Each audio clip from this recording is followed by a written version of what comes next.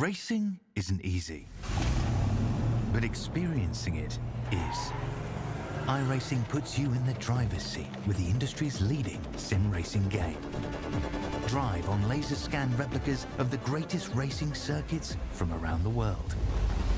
Go head-to-head against other drivers chosen by skill-based matchmaking to ensure competitive racing at every level.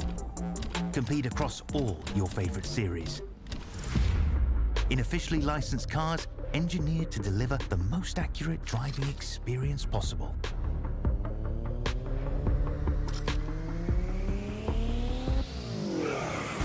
Join a race or host your own with players from across the globe. Race against the computer or in a league with friends. Feel the thrill behind the wheel. Visit iRacing.com.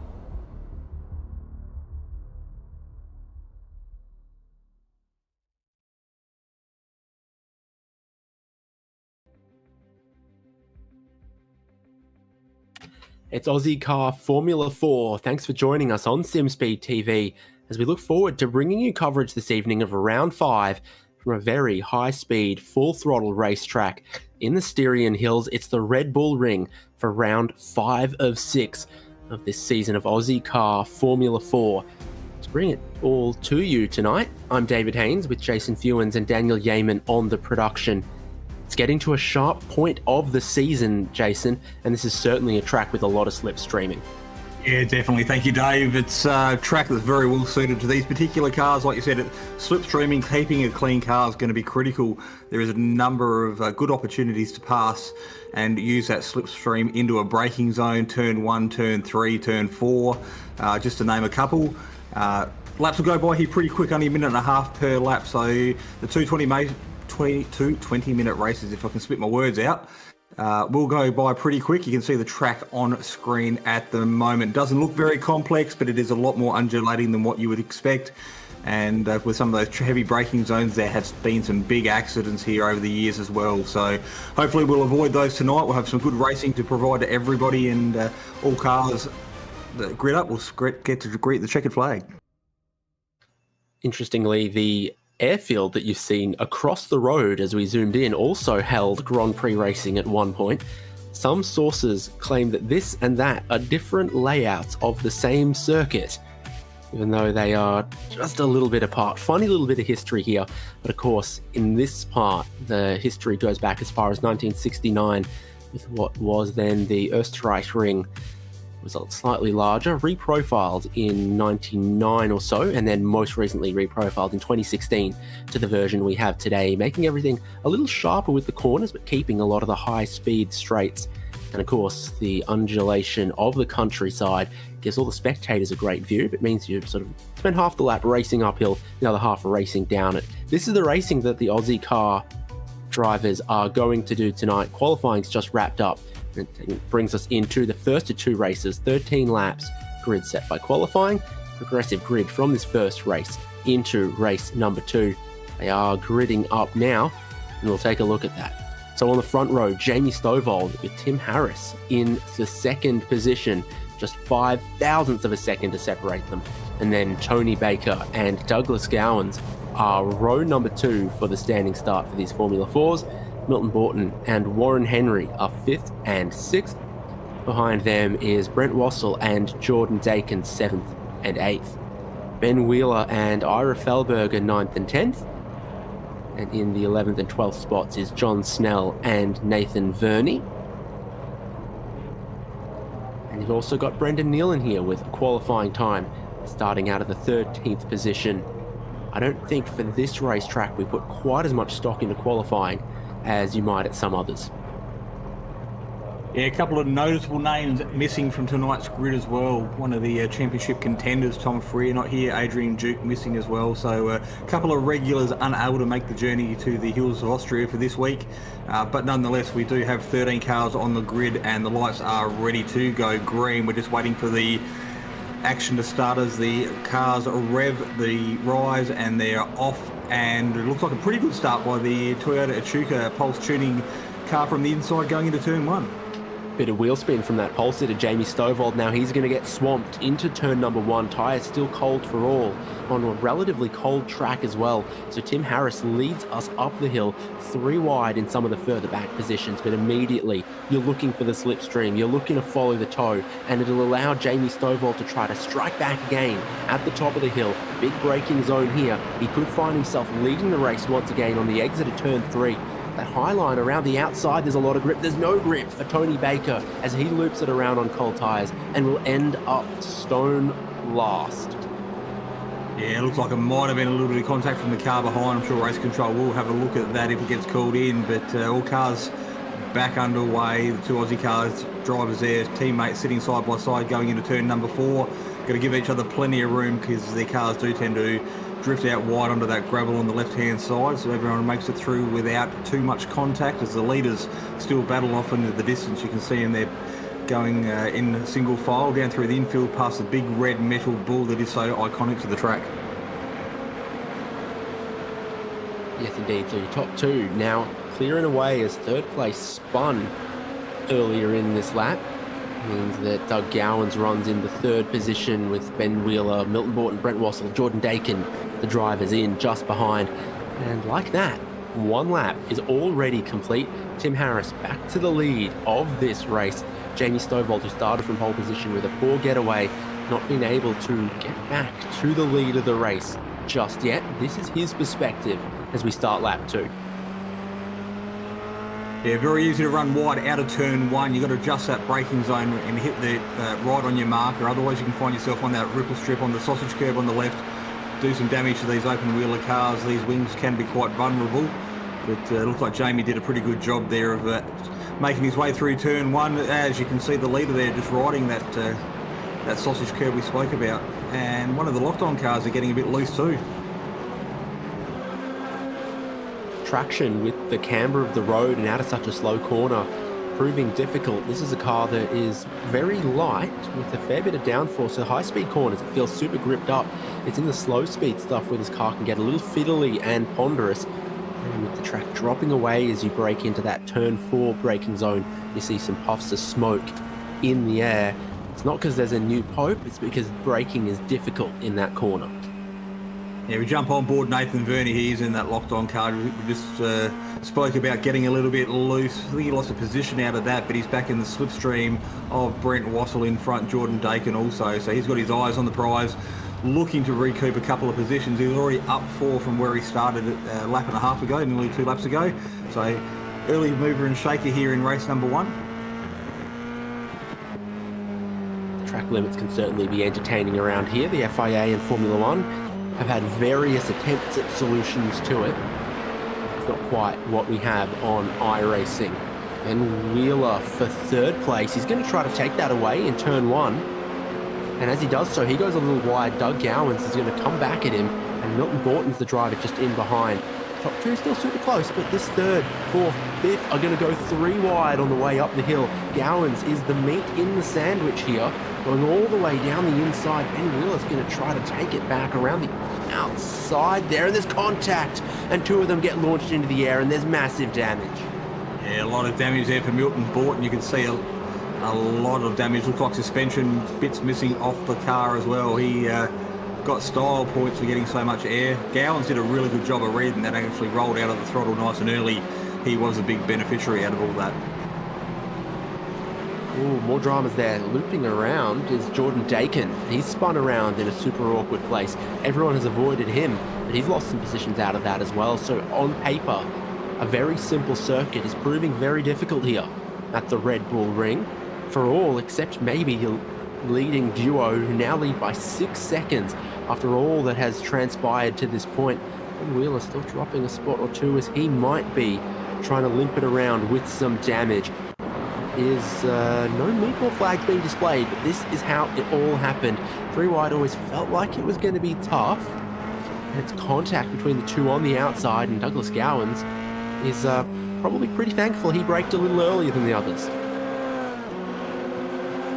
You can see, like I said, the race leader's out with a 6-second lead, and along with that, is Jamie Stovall taking the fastest lap of the race on lap 3 as well. So while all the action's unfolding behind the leaders, as you've got clean daylight, we're having a quick look at the Ozicar.net replay of Jordan Dakin getting a little bit loose as well, just waiting for all the traffic to get by before he can get back underway. Nathan Verney's been around at turn 1 as well, so it's been the scene of a bit of action, and we're side by side for the race lead. Tim Harris stole it into turn 1. He's led most of the race to this point, wondering when Jamie Stovall might look to strike back, and he goes back to the race lead now. It'll be very tough for him to get away from Tim Harris. Perhaps he can maintain that lead for the rest of this race, though. Yeah, clear daylight between these two. It's a big gap back to Douglas Gowans, that 6-second gap maintained. And then you have Warren Henry and Ira Felberg, the two Ozicar teammates, sitting 4th and 5th. So a really good result and a good showing for those guys, and true testament of just what can happen. If you be patient, keep your nose clean, you can find yourself in a good points hold. We are remembering there is a progressive grid from race number 1 to 2 as well, so a lot of these faster drivers could find themselves starting from further back in the field than they would potentially like, which could make it interesting for race number 2. There could be some people coming through the field, but at the moment there is a good little battle here for 6th, 7th, 8th and 9th. I think it is on track as well. It's exploring the track limits. Jordan Dakin just going a little bit wide. It's indeed, so this is a tight little battle. Pulling out there to serve a slowdown. Gowans and Dakin both have slowdowns at this point in time. Into turn 1, we're going to see a little bit of movement because of that. Dakin and Ben Wheeler still with slowdowns and flags to their name. So yeah, Dakin's cleared it as he's dropped to the tail here. Ben Wheeler will struggle with that from 12th place. You see exactly how difficult it is with track limits here.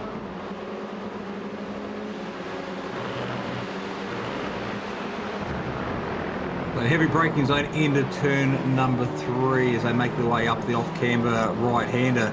Very critical to get a good run out of there for the heavy braking zone into turn 4. But out front, Jamie Stovall has got a 0.4 second lead to Timmy Harris. So even though Timmy holding the fastest lap of the race, unable to make any ground on our race leader this time round. Looks like Jordan Dakin and Nathan Verney coming together as well through the infield. So we might try and capture that a little bit as things unfold. You can see him re-entering the track there. I think Jordan Dakin putting his hand up for that one. And here comes Tony Baker. Is there much damage for either? Both of them ended up a long way out in the gravel there for sure. You saw them recovering. In due time, we'll bring you how they ended up out there, but it's been pretty dramatic through the midfield. You've got that top 2 breaking away, and then for the rest, they're not breaking away, they're hell breaking loose. And you'll see that between Dakin and Verney here. Verney's on the inside. So Dakin's maybe trying to go over-under on him and hasn't quite got it clear and turns into Nathan Verney. We'll jump on board with Jordan Dakin. You can just see him there. He's on the outside, turns in, just slightly misjudges a little bit of neck code there as well. I think contact was going to happen either way, but to his credit, I heard on the radio, Jordan put his hand up for that one. So a testament to his character. When he makes a mistake, he puts his hand up and owns it. Looks like more contact for Dakin at turn number 3 as well. Coming together with Tony Baker, so these two drivers having an absolutely horrid night. Unending drama by the looks of things, and here it's very narrow entrance to a very tight corner from Jordan Dakin on the inside, and there is just a little bit of contact. From his perspective, well, he was a little wide, but he wasn't super wide.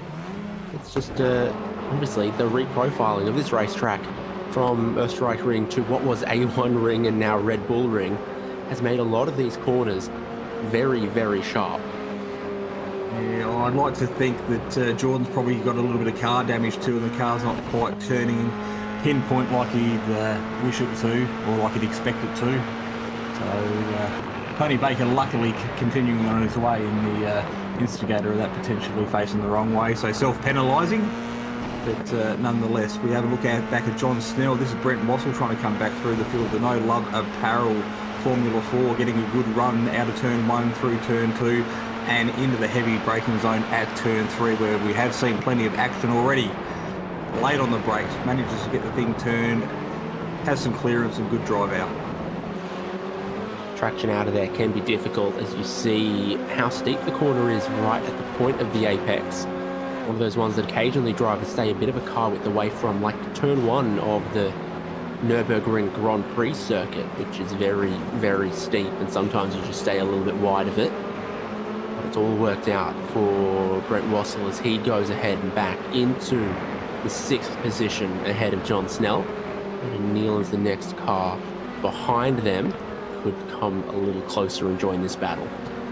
Yeah, remember Brendan actually started off the back row of the grid. He was 3 seconds off the pace in qualifying, which by no means is his true pace.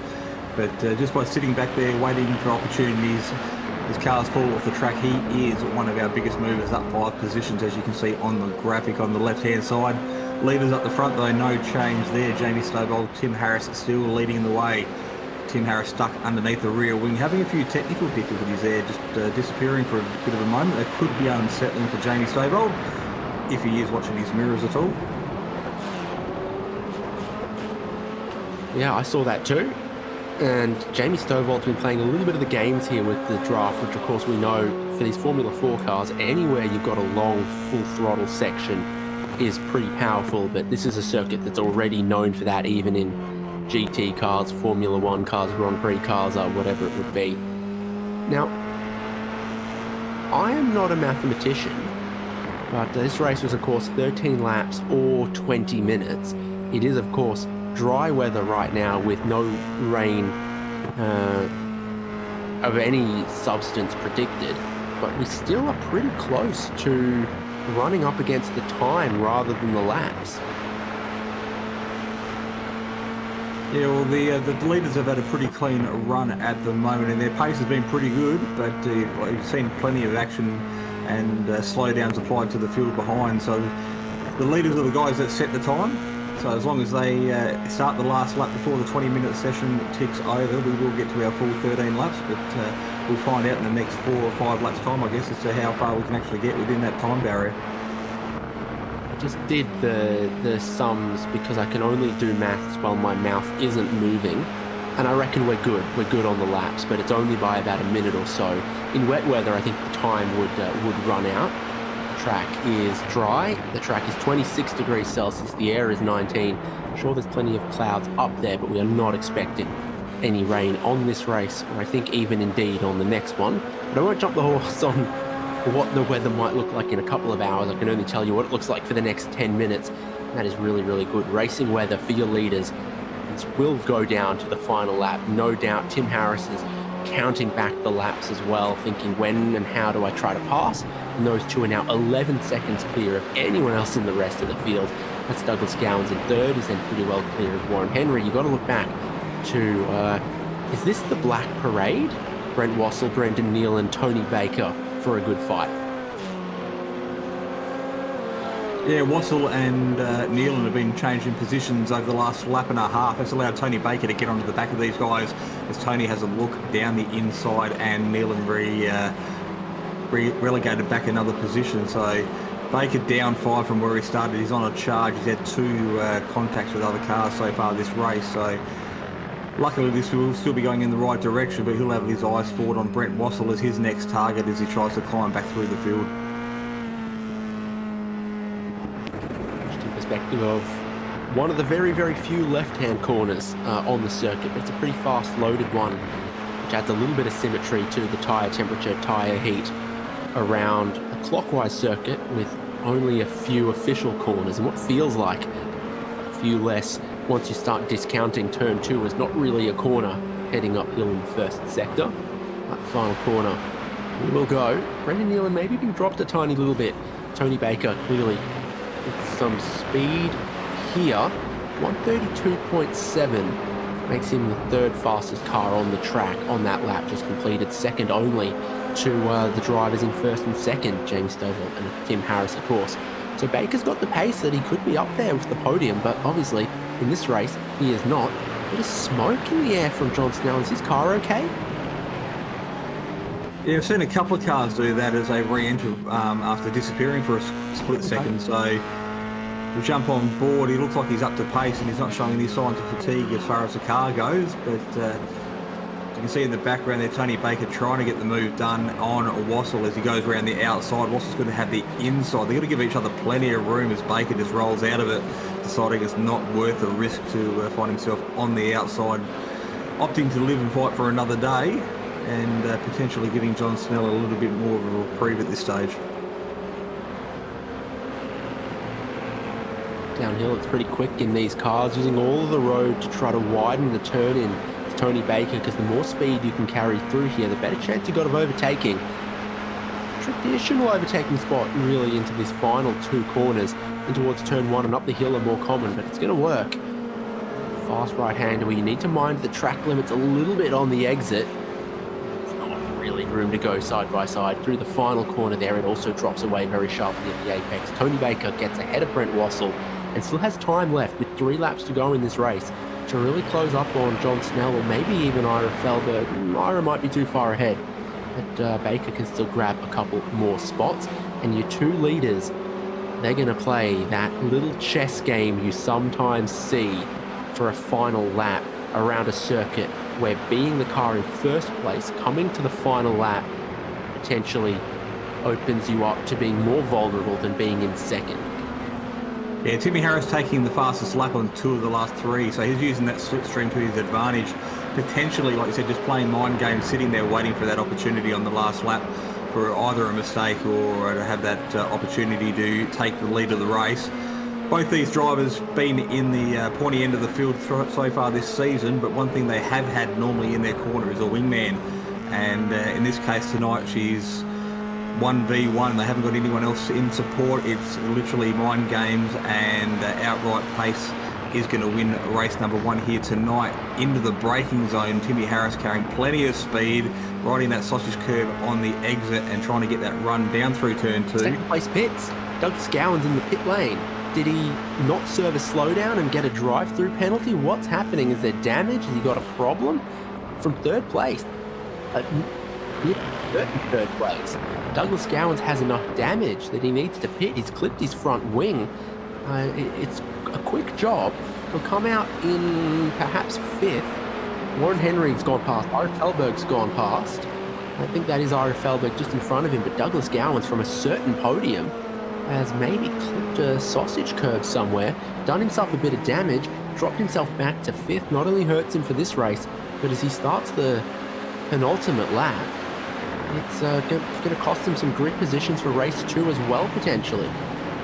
Yeah, of course, that elevates Warren Henry up into a podium position, so he's up 3 positions from where he started as well. And I would be pretty comfortable in saying that's probably one of Warren Henry's best finishes in quite a while in Aussie car, if he can see himself through for another lap and a half.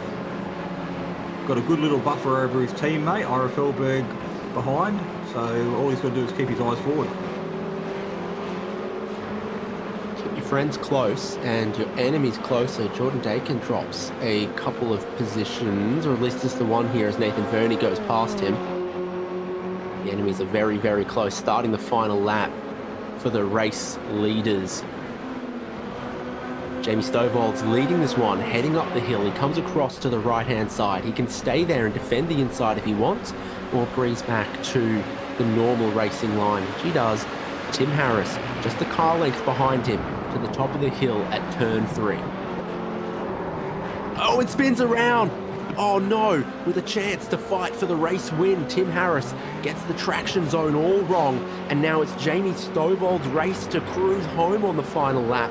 The only mistake I think we've seen from Tim Harris, and it takes him out of the fight for the win. What about behind, where Ira Felberg doesn't look like he's going to defend a repaired and resurgent Douglas Gowans? Yeah, Gowans on the left-hand side of your screen, right-hand side of the track. He will have the inside for the heavy braking zone here at turn 3, and plenty of room given. It's all about being able to get the traction down that run up underneath the bridge, down into turn number 4. Looks like Gowans just may have the job done. He'll be able to move across the nose of Ira Felberg, but choosing to stay on the left-hand side, sorry, right-hand side, and defend heavily.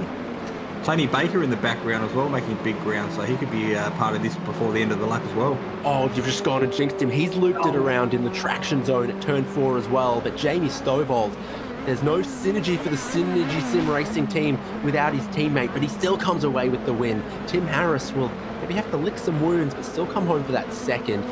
Warren Henry in third, but the positions behind remain absolutely in doubt as Tony Baker with a late issue. Douglas Gowans slowing again. He's picked up a slowdown, I think, that he's got to clear on the final lap. Ira Felberg comes back. Is Gowans out of fuel? He's still accelerating, but he's coasting down the hill, and he loses another position as well to Wassel. So stories of what could have been for Gowans as he is for that checkered flag can't come soon enough, as you have seen John Snell sneaking up in the background as well. And I reckon Ben Wheeler apparently also with a slowdown, and of course you've got to clear it before you cross the checkered flag, otherwise a 2-second penalty becomes like a 20-second penalty. I think he almost deliberately sends his engine to the junkyard after that one. It looks like Gowans did manage to hold off John Snell because of that one, and the last cars across the line were Vernie Dakin and Milton Borton. Man, how much drama do you want on the final lap? A slowing Douglas Gowans, Tim Harris spinning, challenging for the lead, Tony Baker spinning, challenging for the podium. 13th lap of 13 was unlucky for quite a few drivers, except Jamie Stovall, who's very flattered by this race results card that says he won by over 7.5 seconds. He bags great points for one of our championship leaders. From Tim Harris, Warren Henry does get that podium. From Ira Felberg in 4th, Brent Wassel, Douglas Gowans, John Snell, Tony Baker, Ben Wheeler, Brendan Nealon, and Nathan Verney, Jordan Dakin, Milton Borton. That was a surprising final lap.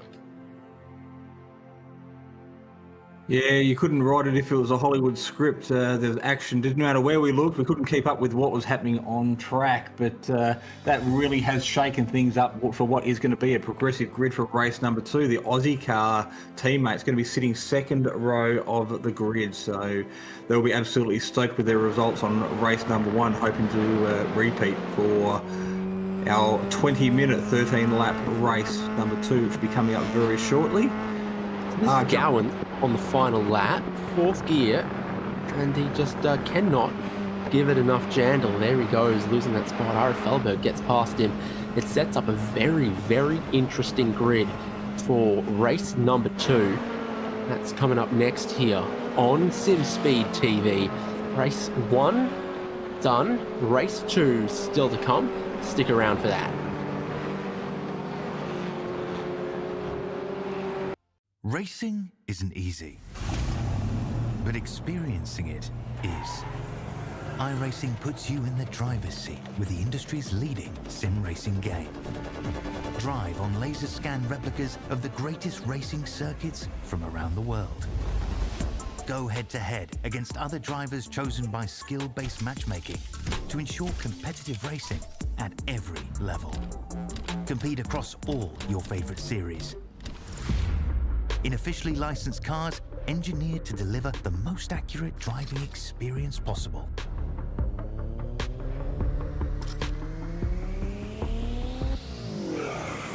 Join a race or host your own with players from across the globe.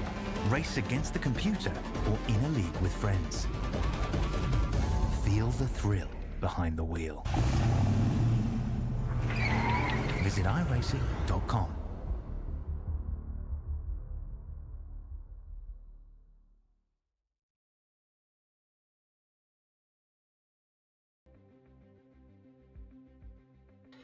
So you're watching Simspeed TV and Ozicar Formula 4 Series. 2 races tonight from the Red Bull Ring. Race 1, almost entirely unpredictable from the battle for the lead all the way through to the tail.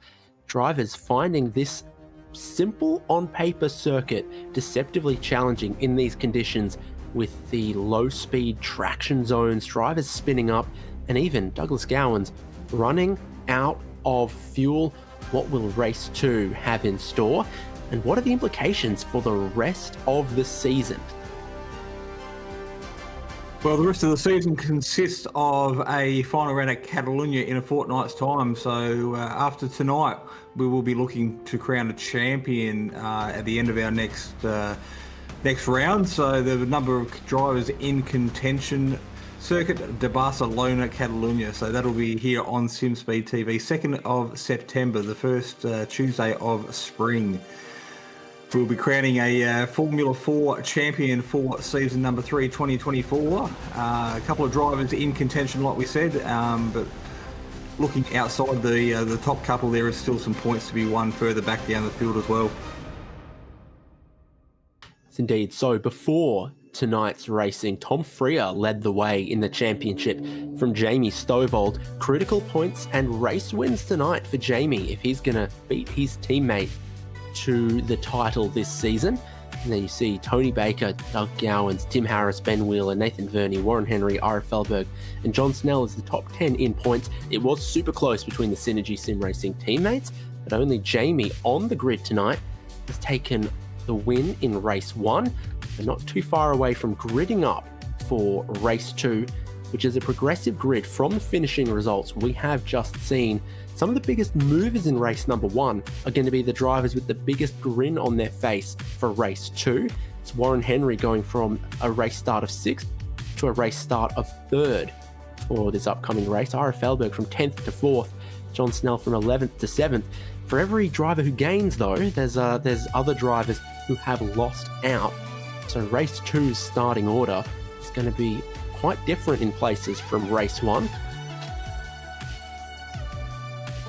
Yeah, it's good to put the cat amongst the pigeons. Jamie Stovall will be starting off the front row with Timmy Harris, as they were finishing in race number 1, as you'd expect. Warren Henry and Ira Felberg, teammates, making up the second row with that, the two Ozicar liveries there, looking pretty good up the front of the field as well. Scrolling back through the field, Brent Wassell, a pretty good result for him as well in race number 1. John Snell and Tony Baker, look for Tony to come back through. He has the speed, he's just got to have a bit of luck. Ben Wheeler, Brennan Nealon off 9 and 10. Nathan Verney and Jordan Dakin, he will be looking to put race number 1 behind him. And Milton Borton is our final car starting off the back. Nothing to lose, everything to gain. So watch out for him as he tries to make his way through as well. They're all on the grid. They're all about to go racing, and it's a jump start from Tim Harris. He spun out in race 1. He's jumped the start in race number 2. He's come to a stop, gained no benefit, but I'm sure he's still going to have a penalty and a black flag. He does from second place. Tim Harris rolling, jumped the start. Jamie Stovall leads them up the hill. It's 3 wide, 4 wide, massive pinch point for the rest of the field behind 5th place, 6th place. Nathan Verney gaining some spots back there. Tim Harris is going to have to serve a drive-through in the early part of this race. Just when we thought the action couldn't get any more mixed up from race number 1, opening corners of race number 2 provide action aplenty as well. A little bit of contact through turn number 3. Cars getting airborne. That was John Snell earning his wings. Lands on all 4 wheels. Still facing in the right direction. Certainly the midfield's been chaotic off this race start. Through turn 1, through turn 3. Drivers fanning out in all sorts of places. Big car parks in a couple of these apexes as the drivers slow down from peak speeds of over 220 k's an hour to doing school zone pace through a few of those corners. I think so. That's wide from Gowans now through the left-hander heading down the hill. He's going to lose out some spots. Down the inside goes Nathan Verney for 5 positions gained so far this lap. It'll be more if he can hold on, and Tim Harris will have to come through and serve that drive-through. That'll elevate a whole heap of these drivers. Striking back against Verney, Tony Baker gets through for a spot. Here's Gowans still in the 6th spot. So you can see John Snell dropping down the order on the left-hand side. He's got a meatball to serve after what was that potential contact in lap number 1, turn 3. So fast repair, we'll see him back out on track relatively soon. But Timmy Harris, the big loser on the opening lap from 2nd down to P12. Final lap was his undoing in race 1. First lap might be his undoing in race number 2. There's still plenty of time to come back through the field. He's only 12 seconds away from the race lead. And this Gowans almost getting sandwiched. Again, around the outside, doesn't seem to work for Nathan Verney there as he gets boxed in behind Ira Felberg. Just trying to drive his lines, maintain as much position as he can for this moment. Jamie Stovall with an almost 5-second lead over Brent Russell and Warren Henry. And then from 4th, 5th, 6th, 7th, that's the battle you're looking at right here. Look at Ben Wheeler get his nose into the fight here as well, alongside Jordan Dakin. Yeah, 2x2 as they go through the infield section. Tony Baker there getting in front of the and way, but everyone making it through without any car contact. So good, clean, respectful racing from everybody involved on screen at the moment. This is looking like one of those races, one of those circuits where you've always got to have an eye on the race control, who's got what flags waving for them, who's picked up a slowdown, and indeed who picked up a jump start, who had mechanical problems. Ira Felberg's got a slowdown now, Jordan Dakin's got one. There'll be all change in this pack heading up towards turn number 1. Douglas Gowans need not worry about that. Behind you see Ira Felberg losing maybe a spot or two, and then Jordan Dakin as well, and then for good measure, what's the opposite of good measure? Ira Felberg spun it out of turn 1. Gowans under threat now. Here comes Verney. Yeah, Verney's very, very hit and miss tonight. He's got really good pace, but had a bit of bad luck and found himself further down he'd like to be in race number 1. So a good opportunity for him to shine here in race number 2. Going side by side with Gowans there and Tony Baker as well getting involved in this. Looks like Gowans going to win this little battle for the short term.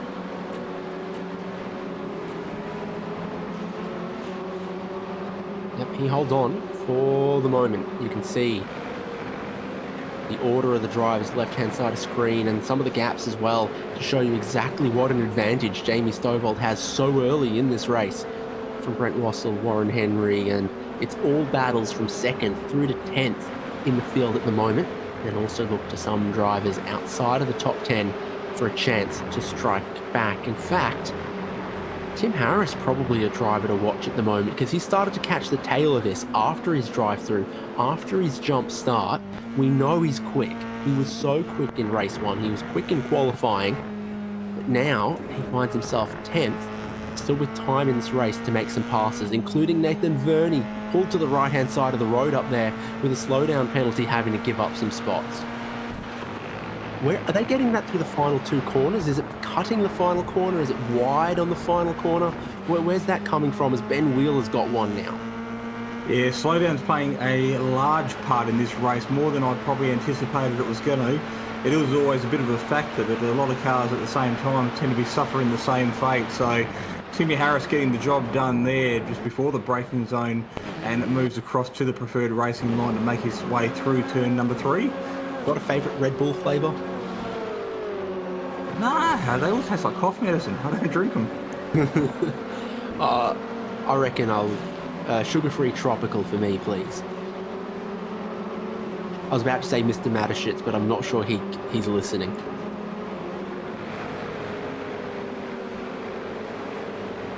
Picking up the dirt, going exploring the track limits there in the background, but everybody making it through, still facing the right direction. Ozicar driver Warren Henry on screen at the moment, sitting in P number 3, doing a pretty good job as well. Not too much pressure from behind at this stage from Gowans, but he is a man on the move, and Gowans will be looking to relegate Warren back off that podium and step up to potential silverware. Here's the thing to think about with iRacing track limits. A lot of these circuits, it's judged on the center line of your car. Is the center line of your car within or outside of bounds? It means that narrower cars are going to more easily get the track limits because they can keep their tires on paved stuff, but the center line of the car will run further out. The wider the car, the easier it might be to stay within the track limits. A weird way of thinking about it. This is 3rd, 4th, 5th closing in, and a chance for Douglas Gowans to aim for the podium. He's down the inside on Warren Henry. Doesn't defend all too ferociously. Perhaps a smart thing to do at this point in the race, knowing the carnage that could yet still unfold. Also, maybe a chance to save some fuel? Yeah, well, we did see potentially Gowans running. Was it Gowans? running out of fuel on race number 1. So I'm Now, sure remember, that's definitely playing in the back of his mind. he took a pit stop, and so he drove through pit lane, came to a stop in his box, got going again. Maybe he was banging the limiter, and that was consuming a lot of fuel. If he was at 100% throttle with the limiter engaged, it strikes me as interesting because it really looked like it was only Gowans that had that problem, and he was the only one who stopped for repairs, not just take a drive through in that race. Can you get holes in your fuel tank? Because I know a driver's done that. You can in some cars. V8 as well. So whether they're right in sausage curbs, and he actually sustained a little bit of damage, because it was very, very unfortunate and uncharacteristic of such a short 20-minute race. I've definitely heard of the Formula Ford getting a fuel tank leak, so it's possible for some cars. Yeah, maybe he lost a leader to that, bottoming the thing out and knocked a drain plug out or something. Anyway, action aplenty still on track. You have Vernie leading Tim Harris, Jordan Dakin and Milton Borton on screen at the moment, separated by just under 1 second. So 4 cars there in close proximity there, looking to latch onto the back of Gowans and Tony Baker to make it a 6-car battle. Then it's a big gap back to Ben Wheeler, who's having a bit of a lonely drive in P10 at the moment. It's haves and have-nots at the moment, because Jamie Stovall has an 8-second lead. It's so competitive through the middle of the field. And we've got a few drivers to the tail that have had their problems or needed to pit, or spins seem pretty commonplace. This car looks like it's a bit on edge around this racetrack, where the limit of the performance is. It's quite easy to spin out. Right, on board right now, Tony Baker in the 4th position. He's gained 4 spots so far this race. There's some passing happening behind him though, heading into the final sector of the lap. I think it's Tim Harris's comeback drive. Remember, he rejoined the race in 12th after his drive-through penalty. He was 10th last time I really thought about it. Now he's just made a pass for 6th, and you can see 5th place just in front of him. It's the beige off-white cream pulse tuning Echuca Toyota car for Tim Harris, and he got a good run out of turn 1 there that time as well. Yeah, looking to get a move done as he pulls off to the right-hand side. He's going to have the preferred inside line for the braking zone. But as we've seen before, very easy to get on the throttle too early with that off-camber uphill section. Warren Henry just giving him plenty of room. That does open the door for Nathan Vernie. So Warren Henry might be losing 2 positions from one little sequence of moves.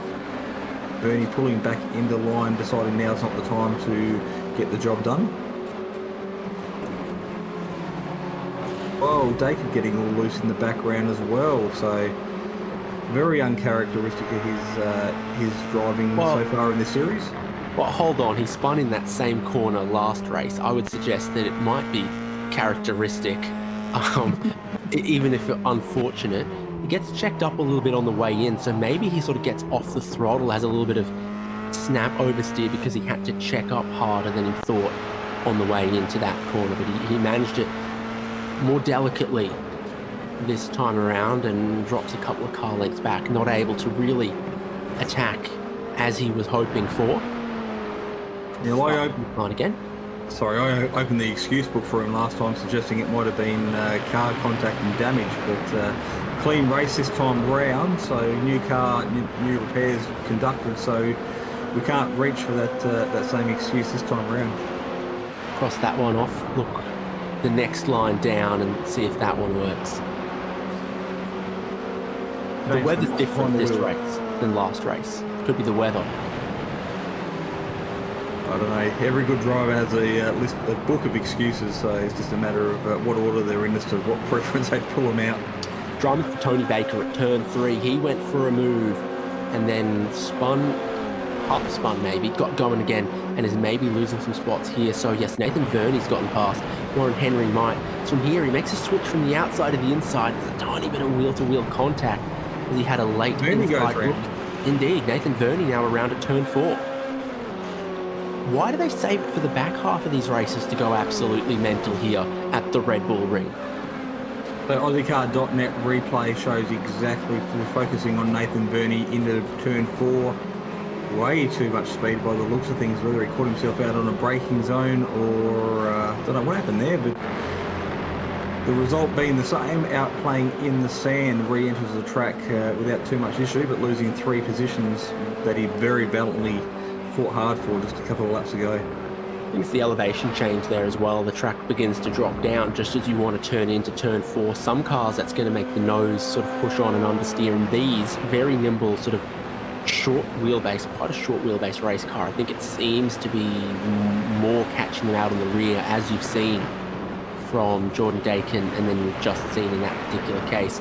Side by side on the way to turn 1, Milton Borton ahead of Ben Wheeler. 2 pretty quick drivers who I think 9th and 10th isn't where you would expect them to be on pace.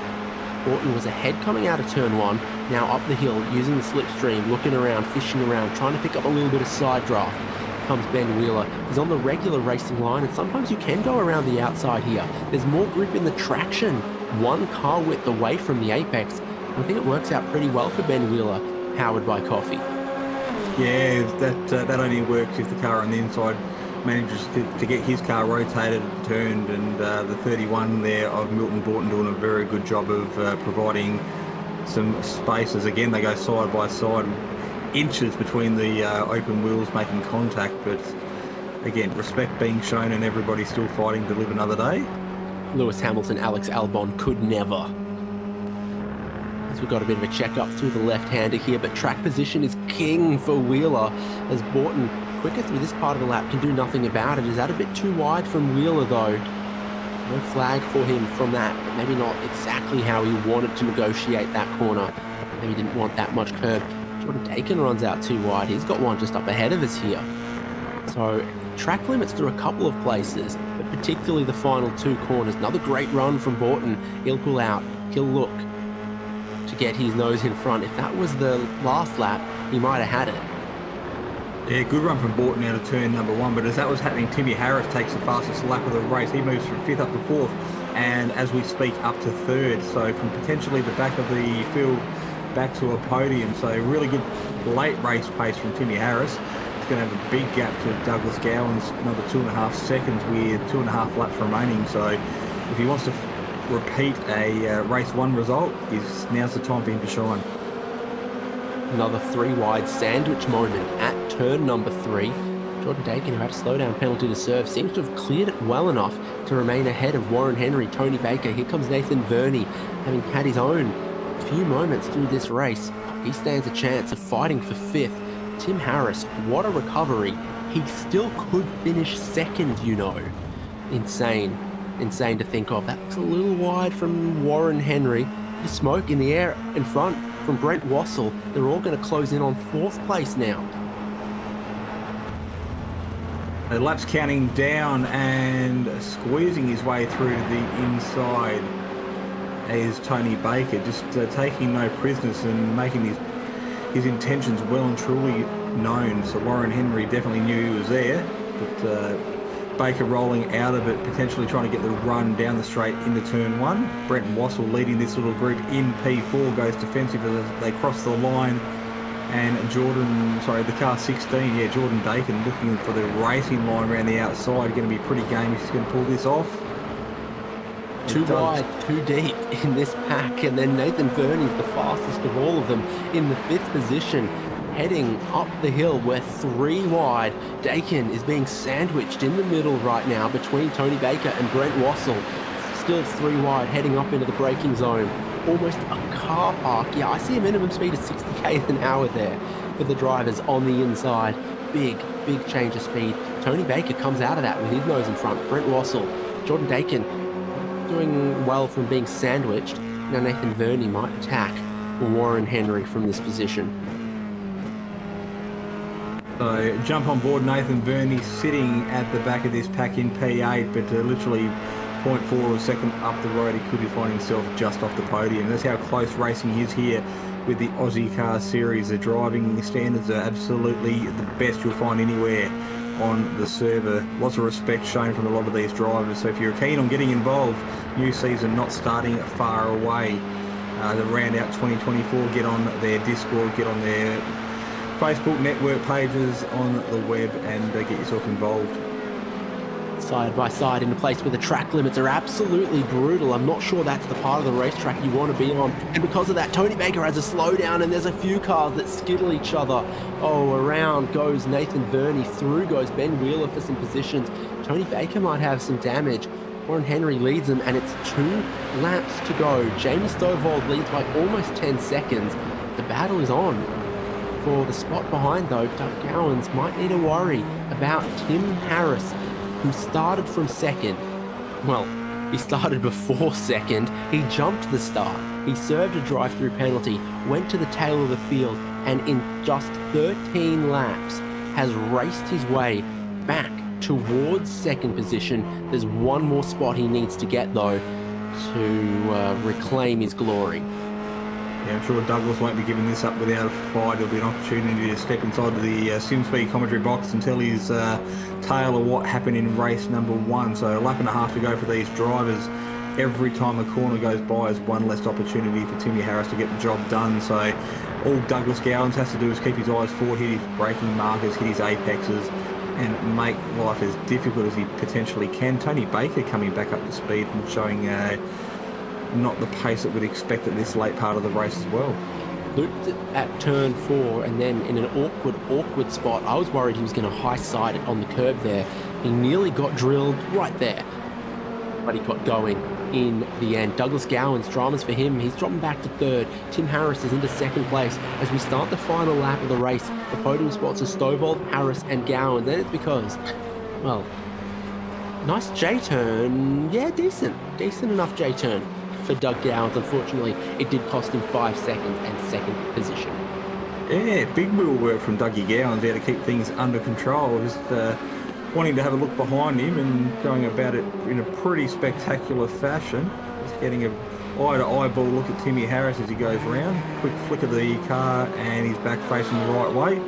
Half a lap to go. Of course, Timmy Harris now 5 second lead, a gap back to P number 3, but Jamie Stovall going through the infield section for the final time, past the big Red Bull on his way to potentially victory number 2 tonight. So first, second, and thirds look pretty sewn up at the moment, but how about the whole rest of the field? I would take no bets there. Ben Wheeler and Jordan Dakin fighting 4th and 5th. Nathan Verney, Brent Wassel fighting 6th and 7th behind them. Teammates Warren Henry and Ira Feldberg for 9th and 10th. But Jamie Stovall's going to come through the final corners. He qualified on pole. He won race 1. It was a close affair until the final lap. He's had a lot less pressure in race number 2 as Jamie Stovall will clean up at the Red Bull Ring. Yeah, pretty happy with that. Timmy Harris coming out of the final corner as well. Not the way he wanted to start the race, but pretty happy with the finish, no doubt, crossing the line as Barney waves the flag. Dougie Gowans, again, P3, so that's a big improvement from what we saw in race number 1. He deserved that position, but alas, something happened there. Ben Wheeler in a pretty good fight for Jordan Dakin for 4th and 5th as well. So Jordan up 7 positions after a disastrous race number 1. I think he'll be pretty happy with that result in race 2. How about a little drag race? Wassel and Baker to the line. Wassel looks to have been ahead at all points there. The margin in the end looking about half a hundredth of a second. Very, very slim there. You see that 0.029 as they cross the line. A bit of damage on the nose there for sure as well, but no damage to the fuel tank, hopefully. Yeah, Milton Borton, P12, and John Snell will be rounding out our field as he makes his way around through the final couple of corners. He'll be our last car on the lead lap, last car on track to get the drop of the checkered flag to round out round number 5 of season 3 here on Ozicar Formula 4 series. Timmy Harris taking the fastest lap of the race, and P2.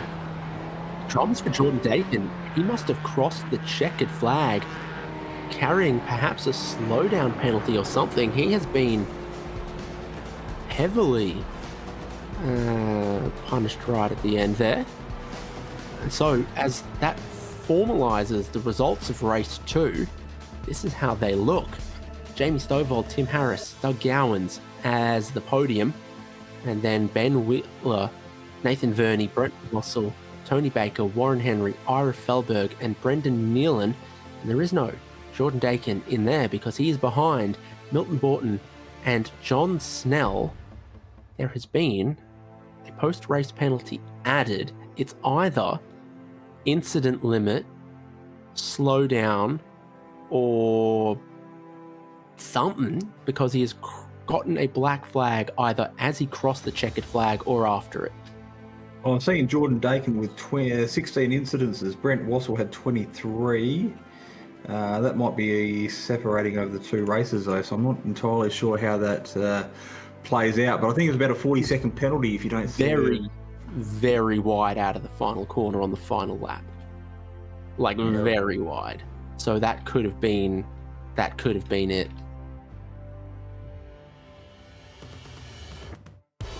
Brian, have a look and get an idea of what potentially unfolded there for Jeremy. Well, he did cross the line in P5, and of course he's going to get points for P13. Just under half a tenth behind P12 of John Snell, who was the last car to cross the line. So tails away for Jordan Dakin.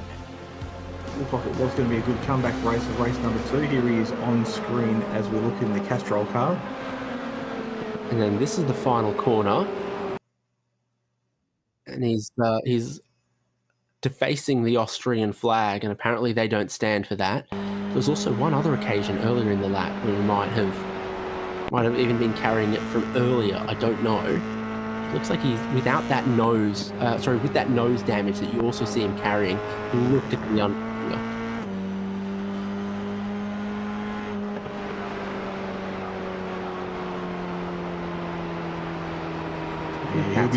That's been the undoing for Jordan Dakin.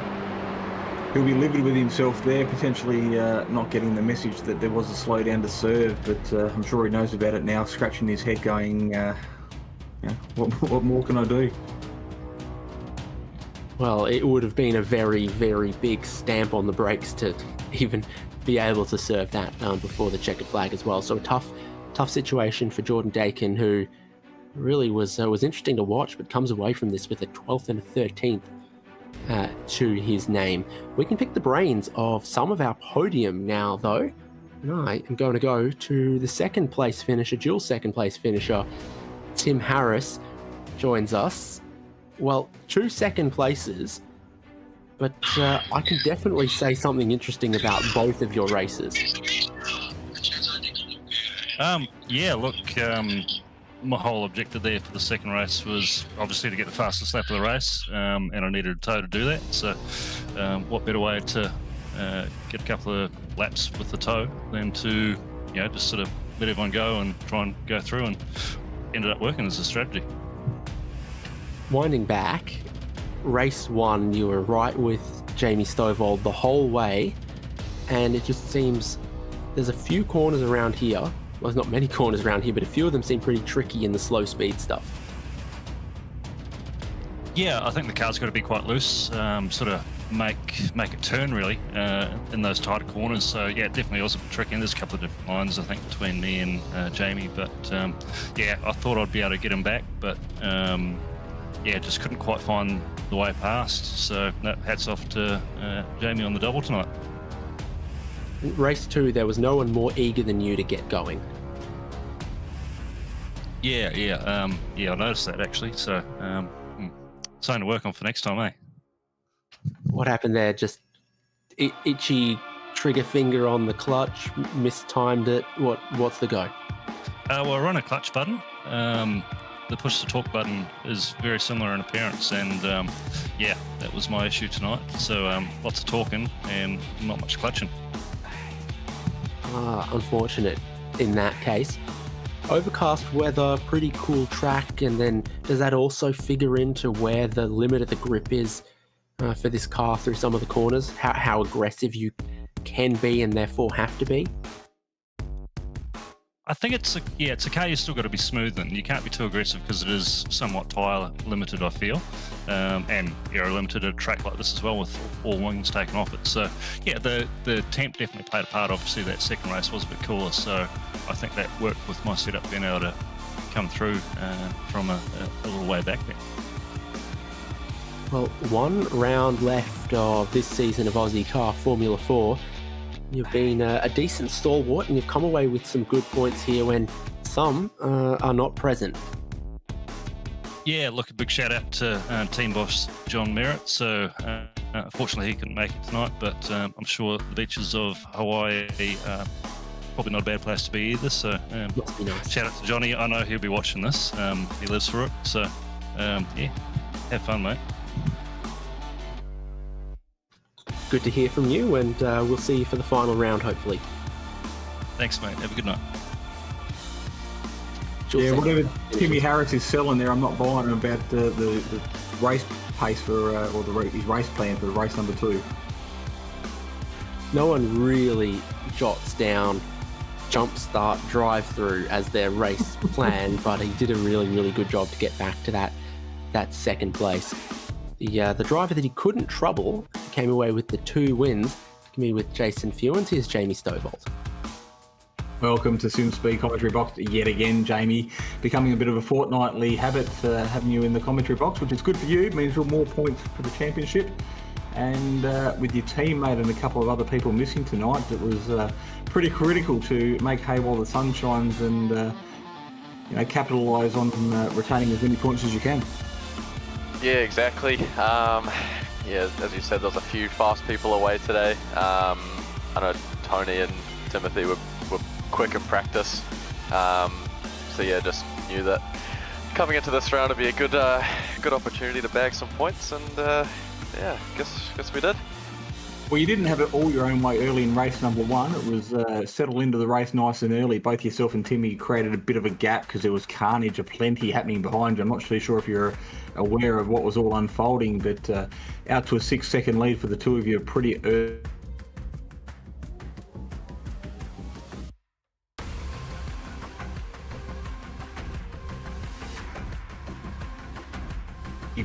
Showing more pace than what he actually could have provided? He was definitely the faster driver out of the two of us. But yeah, it was one of us had to lead, and I thought, well, I'll take the lead. And I knew he'd probably just try and sit behind and go for the fastest lap, which I think he did. But I also knew that defending here is quite doable, especially towards the end of the lap. So yeah, figured I'd stay out in front and see how that went, and yeah, thankfully the iRacing gods were on my side, and there was a bit of oil on the track or something on the last lap on the first race, and yeah, managed to pull away while he spun around.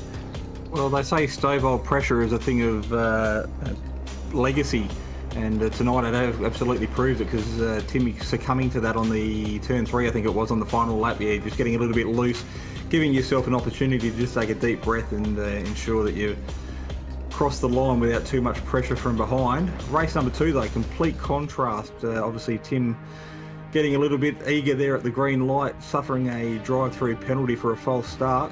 I don't think you saw anyone in your mirrors for majority of the 13 laps of race number 2. Nah, that was a pretty lonely one. Very unfortunate for Timothy at the start there. You never want to see that. But honestly, a super impressive drive from him to take a drive through and then finish second with the fastest lap. So, amazing recovery drive. But yeah, I was sort of hoping for a bit of a battle with him in the second race, but won't say no to some extra points and finally ending a win drought. So yeah, it was a lot of fun either way. The ball was in your court. You could have always dropped back 20 or so seconds and just played that card, but chose to keep your head down and bag the guaranteed points. So congratulations, qualified first, race 1 first, race 2 first, 3 green ticks. Can't ask for much more than that for what has been a very dramatic racetrack. Well suited for these cars, but you go back and watch the stream, there'll be plenty to talk about. Yeah, just while I have the opportunity, thank you to all my mates that are watching. I said I'd give them a shout out. They usually watch every week. Yeah, so shout out to them. But yeah, the cars definitely suit this track. They're obviously racing in Formula 1, so they're quite they're quite suited to downforce cars, and throwing them around this track is always a lot of fun. Well, going from one Formula One track to another one, Barcelona, Catalunya, will be our final round in a fortnight's time. Another track very well suited, lots of high flowing corners, lots of mid-speed corners. So you'll be looking to round out the season with a guaranteed high. Will you have your teammate back potentially for the final round? I hope so.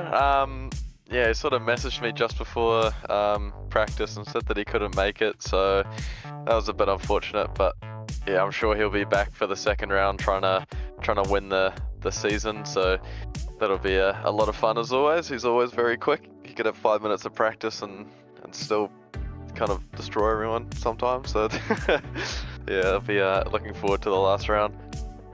Right, mate. Well, congratulations on the result tonight. Enjoy the virtual champagne, the pats on the back, the accolades that come along with it, because end of the day, you rocked up, you dominated and did everything you needed to do to bag home the points. So taking good form into the final round. We'll see you back in a fortnight's time to round out Season 3 here on Ozicar. All right, we'll talk to you in a couple of weeks' time, pending another good result. Perfect. Thanks a lot, guys. Appreciate it. Race winner tonight for Race 1 and Race 2, Jamie Stovall in the 987 Synergy Sim Racing Formula 4. Well, two very exciting races from the Red Bull Ring, both won by Jamie Stovall. Bodes well for him with just one round left to go. You'll also see that here on Simspeed TV. It'll be round 6 at Circuits of Barcelona, Catalunya, 2nd of September. Same time, same places, probably same commentary team. And of course, we've got to say thank you to all the supporters from Ozicar who make the racing possible, make the broadcast possible. The drivers appreciate it as well. It's Sim Racing League's Locked On Lads, Prestige Trophy Badge and Engraving, and Ozicar is in support of the No Social Hate campaign. That's been round 5 of Ozicar Formula 4 from the Red Bull Ring. In 2 weeks' time, the championship goes down to the line at Barcelona. Racing isn't easy, but experiencing it is. iRacing puts you in the driver's seat with the industry's leading sim racing game. Drive on laser scan replicas of the greatest racing circuits from around the world. Go head-to-head against other drivers chosen by skill-based matchmaking to ensure competitive racing at every level. Compete across all your favorite series.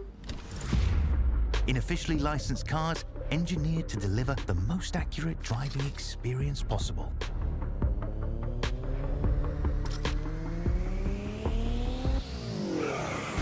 Join a race or host your own with players from across the globe. Race against the computer or in a league with friends. Feel the thrill behind the wheel. Visit iRacing.com.